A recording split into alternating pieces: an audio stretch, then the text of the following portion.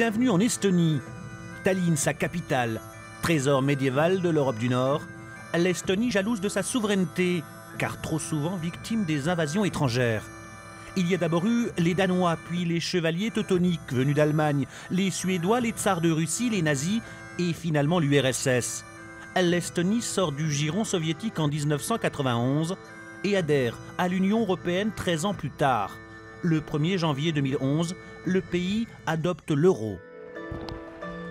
Malgré tout, ici, frapper monnaie est plus que jamais un symbole de souveraineté, comme en témoigne cet artisan dans les rues de Tallinn.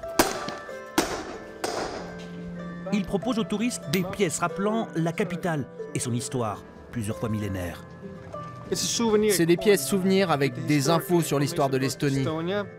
Si la majorité des Estoniens est contente de l'euro, certains restent sceptiques un an après son adoption. Maria, étudiante, travaille dans cet établissement au cœur de la capitale, éclairé à la bougie.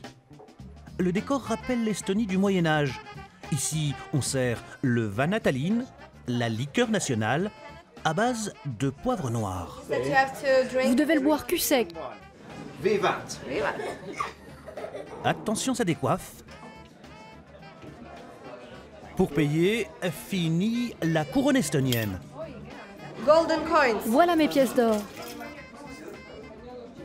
Ce n'est pas de l'euro? Je ne sais pas comment on appelle cette monnaie. Quand l'Estonie est devenue indépendante au début des années 90, la couronne estonienne était le symbole de notre indépendance. On était très fiers de ne plus appartenir à un grand ensemble. Maintenant, on appartient à un autre grand ensemble.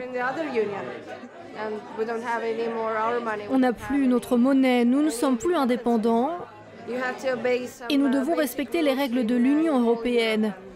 Nous ne sommes plus tout à fait libres. À tabler ce soir-là, un groupe de jeunes. Alors l'euro, bonheur ou damnation? Ici, on est moins catégorique. Les jeunes pensent que l'euro, c'est le mieux qui puisse leur arriver, car le business marche mieux entre les pays avec l'euro. Moi, je suis américain et aux États-Unis, ils essayent de faire la même chose avec le Canada et le Mexique. Ils appelleraient ça l'Amero. Moi, je pense que c'est de la merde. J'aime pas ça, ça détruit la souveraineté nationale. Et tout sera contrôlé par les grandes banques. C'est vraiment naze. À la tête des eurosceptiques estoniens, Antti Poolamets. À la main, une affiche et un slogan qu'il tient à tout prix à nous montrer. Estonie, bienvenue sur le Titanic. Ici, la zone euro est un paquebot naufragé avec à bord des pays en difficulté comme la Grèce ou l'Espagne. Il en est convaincu en Estonie, les prix ont flambé depuis le passage à l'euro. Il y a le pain, le lait, ces produits de base, même les légumes. Plus 20% d'augmentation sur les produits laitiers, 30% pour les autres. C'est l'augmentation la plus forte en Europe. Même la Roumanie n'a pas un aussi fort taux d'inflation. Mais l'Estonie, c'est aussi le tigre de la Baltique. Un taux de croissance de 7% pour 2011. Derrière les monuments, des bâtiments high-tech. Grâce à la monnaie unique, l'économie a été boostée pour qu'au 70% des exportations sont réalisées dans la zone euro. On vit actuellement un petit boom économique. Depuis notre entrée dans la zone euro, les fondamentaux économiques sont au vert et les Estoniens voyagent plus grâce aux facilités avec les autres pays de la zone. Siège de la télévision estonienne, ce présentateur vedette a bien suivi l'actualité. Si l'Estonie a dû se serrer la ceinture pour entrer dans la zone euro, il ne comprend pas pourquoi son pays doit payer plus de 2 milliards d'euros aujourd'hui pour le plan de sauvetage de la Grèce. Nous sommes arrivés dans la zone d'euro